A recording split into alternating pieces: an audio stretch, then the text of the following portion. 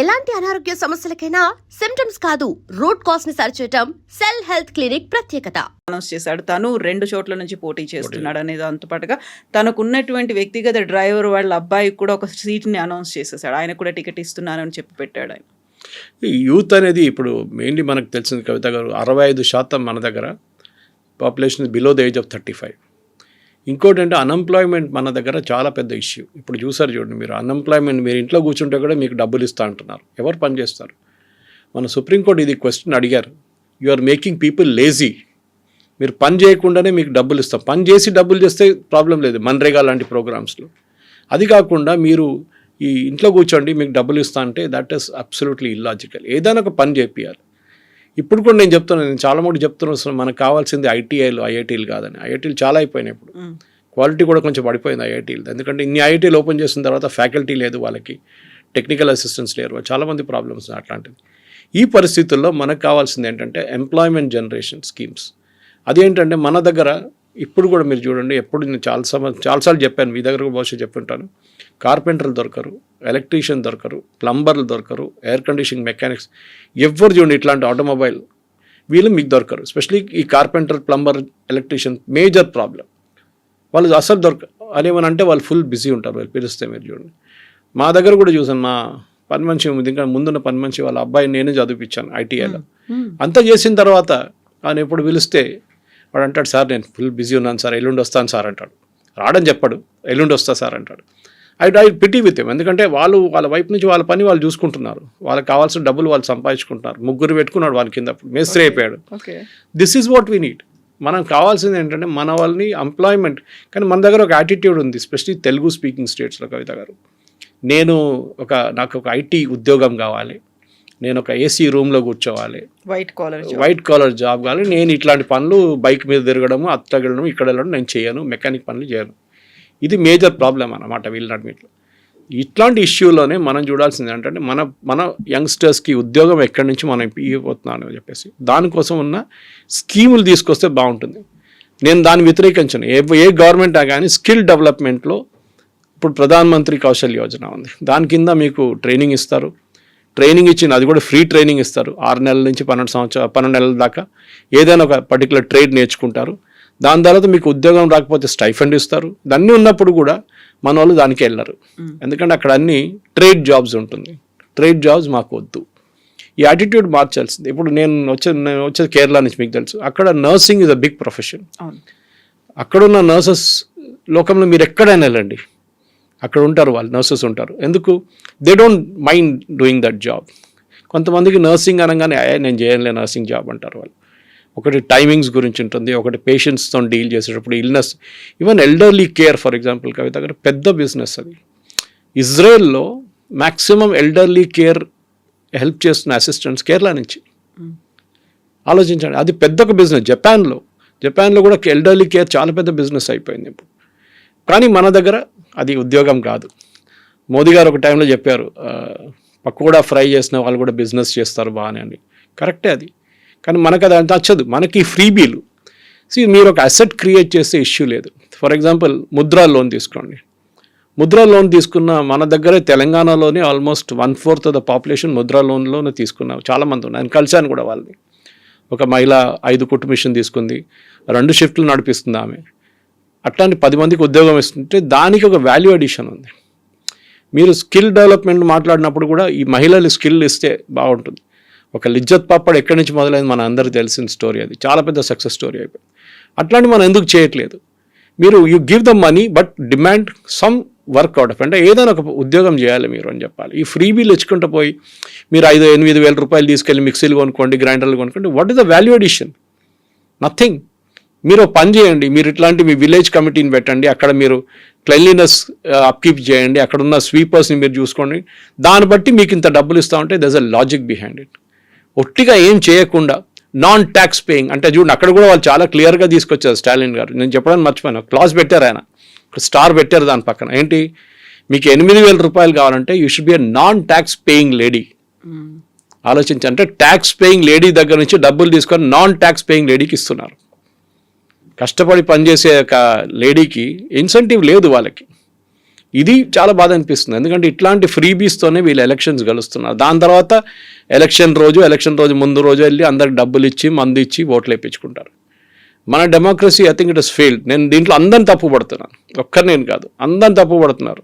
Right from top to bottom A party అయినా ఇట్లాంటి freebies ఇచ్చుకుంటూ పోతే దెన్ గవర్నమెంట్ అంటే మన కంట్రీ ఇంకొక 10-15 సంవత్సరాల తర్వాత కూడా ఎక్కడున్నా అక్కడే ఉంటాం మనం. ఇప్పుడు అలయన్స్కి సంబంధించి కూడా ఒక పెద్ద డిస్కషన్ అనేది అవుతుంది. అందులోనూ విజయ్ ఎలాంటి రోల్ ప్లే చేయబోతున్నారు? అంతకు ముందు మనం సినిమా నటులు ప్రారంభించినటువంటి పార్టీల గురించి చూస్తే మనకి ఎంజేఆర్, జయలలిత, కరుణానిధి, వాళ్ళ తర్వాత మళ్ళీ అలాంటి రేంజ్లో ఉన్న వాళ్ళు కనిపించలేదు.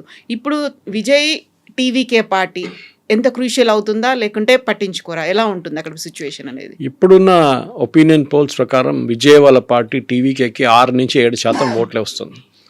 ఇది పెద్ద ప్రాబ్లం కాబోతుంది. సెంగోటియన్ లాగే వాళ్ళని పెద్ద సీనియర్ లీడర్ని తీసుకున్నారు ఇంకో పార్టీ నుంచి. కానీ ఒక సెంగోటియన్ అందరిని తీసుకురాలేదు బూత్లో. 243 బూత్లు ఉన్నప్పుడు మీకు ఆ బూత్లో ప్రతి బూత్లో కమిటీ మెంబర్స్ ఉండాలి, ప్రతి బూత్లో లోకల్ లీడర్స్ ఉండాలి. అది లేదు. అది అక్కడే ప్రాబ్లం వస్తుంది. అది అన్నామలై గారు చేశారు బీజేపీ కోసం, చాలా బాగా చేశారు. కానీ పాప ఆయన ఈ ఎలక్షన్లో పక్కన పెట్టేశారు ఎందుకో. నిన్న ప్రధానమంత్రి గారు వచ్చినప్పుడు కూడా కోయంబత్తూర్ ఎయిర్పోర్ట్కి అన్నామలై గారు వెళ్ళలేదు. Maybe he has his difference of opinion and with the party, కరెక్టే.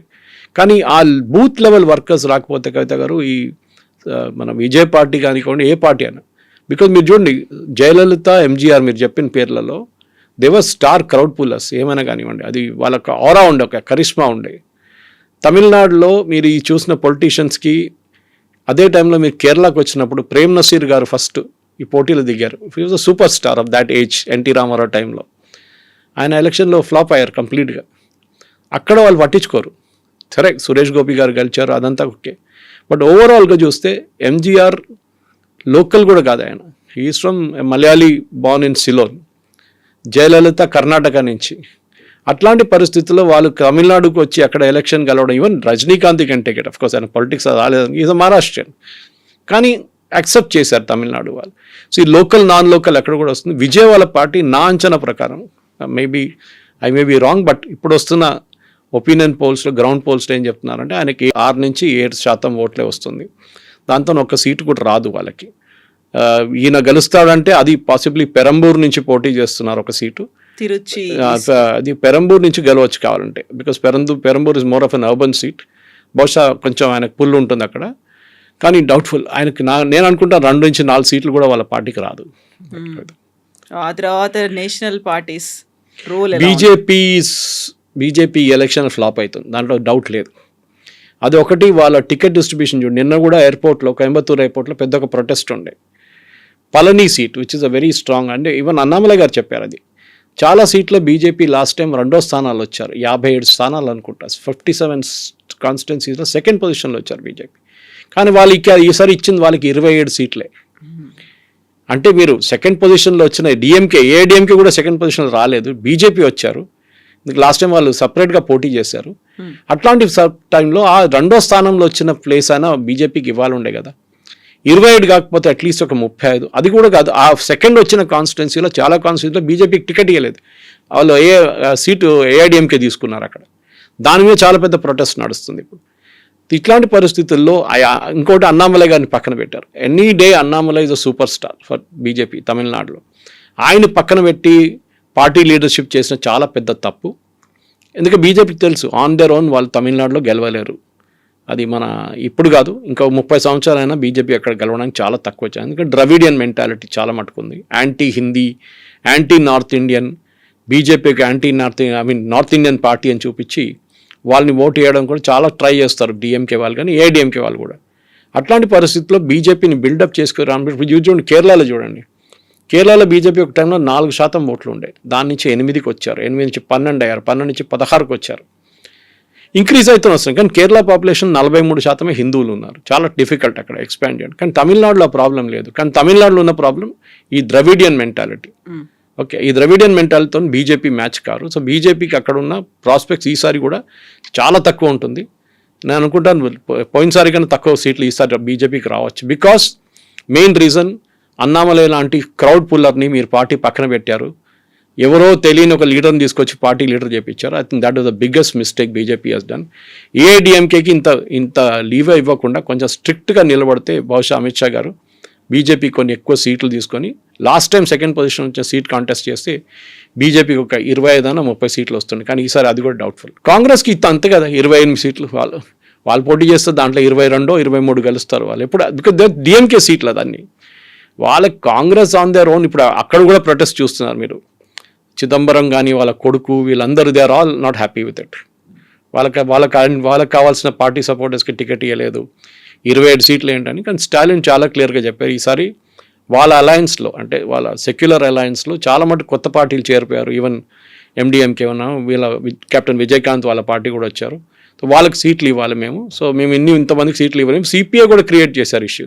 సిపిఎం కూడా మాకు 15 సీట్లు కావాలి అది అని చెప్తే 5 ఇస్తాను తీసుకోలేకుండా వద్దని చెప్పేశారు. స్టాలిన్ క్లియర్గా చెప్పారు it's a choice is yours అని. సో వాళ్ళు 5 సీట్లు తీసుకొని they have kept quiet. Problem లేదు. లేకుంటే వాళ్ళకి ఒక్క సీట్ కూడా రాదు. ఒంటరిగా పోటీ చేస్తే సిపిఐ ఒక్క సీట్ కూడా రాదు. సో కాంగ్రెస్కి ఈసారి కూడా ఒక 21-22 సీట్లు రావచ్చు అక్కడ. That too because of DMK, not because of Congress. So అక్కడ regional parties versus national parties ఉంటుంది. ఆ తర్వాత స్టార్డమ్ ఎంత దాకా పుల్ చేసుకొని తీసుకొస్తుంది అది ఒకటి. స్టార్డమ్ అనేది విజయ్ది అంత పెద్ద స్టార్డమ్ లేదండి. You can't compare Vijay to, మీరు విజయ్ని జయలలిత గారితోనో లేకుంటే ఎంజీఆర్ గారితోనో కంపేర్ చేయలేరు మీరు. వాళ్ళకి డిఫరెంట్ లీగ్లో ఉన్నారు వాళ్ళు. వాళ్ళ ఆరో కూడా వాళ్ళు చాలా సంవత్సరాల తర్వాత కష్టపడి పనిచేసిన తర్వాతే వాళ్ళు పైకి వచ్చారు. అండ్ ఎంజీఆర్ గారు ఉన్నప్పుడే జయలలితని ఒక పార్టీ నెంబర్ 2గా డెవలప్ చేసుకుంటూ వచ్చారు. సో కంటిన్యూషన్ ఈజీగా ఉండే. కానీ ఆ ప్రాబ్లం ఎక్కడ వచ్చింది, జయలలిత దాని తర్వాత ఎవరిని ట్రస్ట్ చేయలేదు. ఆమె కూడా ముఖ్యమంత్రి పదవి నుంచి రాజీనామా చేయాల్సి వచ్చినప్పుడు, పక్కన జరగాల్సి వచ్చినప్పుడు ఓపీఎస్ గారిని తీసుకొచ్చారు, పన్నీర్సెల్వం గారిని. కానీ ఇప్పుడు పన్నీర్సెల్వం గారు డిఎంకేలో ఉన్నారు. That's a tragedy of it. So ఏడీఎంకేలోనే చాలా మటుకు ప్రాబ్లమ్స్ ఉన్నాయి. అది ఏడీఎంకేనే వీక్ చేసేస్తుంది. దాన్ని బట్టి బీజేపీని కూడా కిందకు గుంజేస్తుంది. అది విజయ్ వైపు నుంచి విజయ్ ఉన్న ఓట్లు, విజయ్ ఒక్కటే క్రూషియల్ ఫ్యాక్టర్ కవిత గారు. ఎవరు ఓటు తీసుకెళ్ళిపోతారు, ఈ 6-8% చెప్పాను చూడండి ఓట్లు, ఎవరి ఓట్స్ అది స్ప్లిట్ అవుతుంది, అది డిఎంకే ఓట్స్. అది ఒక్కటే హోప్ ఉంది ఏఐడిఎంకేకి, దట్ విజయ్ ఎన్ని ఓట్లు ఎక్స్ట్రా తీసుకెళ్ళిపోతారో అంత డిఎంకే అంత వీక్ అవుతుందని. అది బీజేపీ కానీ ఏం చెప్తారు, ఏఐడిఎంకే వాళ్ళకున్న ఒక్కటే హోప్ అది. అక్కడి నుంచి వాళ్ళకి ఏదైనా బెనిఫిట్ వస్తే వస్తుంది. లేకుంటే ఈ అలయన్స్కి, డిఎంకే బీజేపీకి అలయన్స్ అంత ప్రాస్పెక్ట్స్ తమిళనాడులో లేదండి. సో హార్డ్లీ ఒక 23 days మాత్రమే ఉంది కాబట్టి ఒక క్రూషియల్ టైం, ఒక హాట్ పాలిటిక్స్ కావచ్చు. I think DMK will pull through.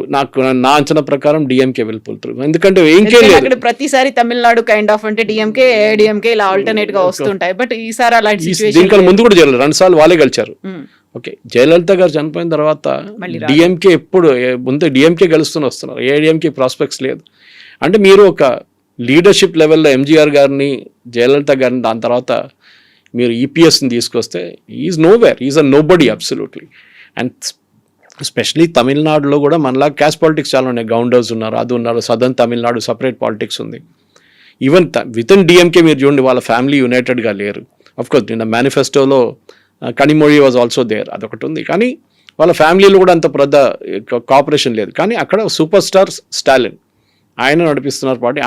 ఆయన నెక్స్ట్ ఇన్ కమాండ్ కూడా ఆయన ఆల్రెడీ సెలెక్ట్ చేసుకున్నారు వాళ్ళ కొడుకుని. సో వాళ్ళ కంటిన్యూషన్ అవుతుంది అదే ఫ్యామిలీలో. Tamil Nadu politics is all about super stars. అది మనం మర్చిపోకూడదు. ఇది బీహార్ యూపీ లాగా కాదు, ఇది it's a different ball game all together. So ఆ సూపర్ స్టార్ సినిమా వాళ్ళే అయి ఉండాల్సిన అవసరం లేదు, పొలిటికల్ సూపర్ స్టార్స్ అయి ఉండొచ్చు. ఫిలిం కనెక్షన్ ఉన్న వాళ్ళైతే ఉంటుంది బాగా. End of the day Karunanidhi script రైటర్గా ఉన్నారు, ఎంతో పెద్ద స్క్రిప్ట్ రాశారు సినిమాల కోసం. వాళ్ళకి ఫిలిం టచ్ ఒకటి ఉంది వాళ్ళ పార్టీకి, లేదని కాదు. కానీ తమిళనాడులో ఇప్పుడు మెయిన్లీ ఒక ఫ్రీబీ కల్చర్, అది అన్ని స్టేట్స్లో ఉంది. Again I'm repeating. అది కాకుండా అక్కడ నెక్స్ట్ ఉన్నది ఏంటంటే మెయిన్లీ ఒక యాంటీ హిందూ మైండ్ సెట్ ఒకటి ఉంది, అదే పనిచేస్తుంది. దానికోసం సనాతన ధర్మ, డెంగ్యూ లాగా మలేరియా అని చెప్పి మన స్టాలిన్ కొడుకు చెప్పాను, ఉదయనిధి స్టాలిన్ చెప్పారు చూడండి. అది ఇంకేదైనా స్టేట్లో చెప్తే అది పెద్ద ఇష్యూ అయిపోతుంది. కానీ తమిళనాడులో ఏం కాలేదు. దాంతోనే అర్థమైపోతుంది అక్కడ ఉన్న ఓటర్ మెంటాలిటీ ఏంటని మీకు చాలా క్లియర్గా తెలిసిపోతుంది అనమాట. వాళ్ళు ఓటేస్తారు, బట్ ఈ 60s నుంచి ఉన్న యాంటీ హిందీ అజిటేషన్ ఉంది చూడండి, అది ఇప్పుడు కూడా రెగ్యులర్గా వీళ్ళు పైకి తీసుకొని వస్తారు. వాళ్ళు చూడండి, హిందీ ఇంపోజిషన్ అంటారు. ఇది వాళ్ళ వైపు నుంచి ఉన్న పెద్ద ఒక గేమ్ ప్లాన్, పెద్ద ఒక ట్రంప్ కార్డ్. అక్కడ ఉన్న ద్రవిడియన్ పార్టీస్కి. Sir thank you so thank you much very sir. Much. And for more videos,